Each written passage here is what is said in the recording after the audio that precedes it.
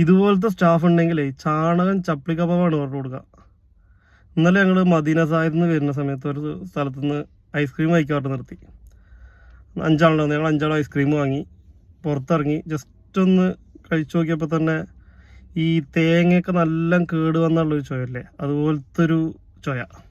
ഒരുത്തിന് ഛർദ്ദിക്കാനൊക്കെ വന്ന്.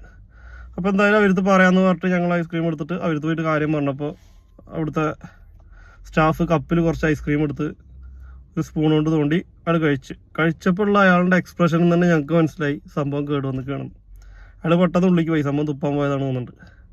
എന്നിട്ട് വേഗം ടിഷ്യൂ എടുത്ത് തുടച്ചിട്ട് വന്നിട്ട് പറയാണ്, sir this is our new flavour recently launched, ഇസ്കി ടേസ്റ്റ് ജോ ഹേ ഓ ऐसा ही होता है.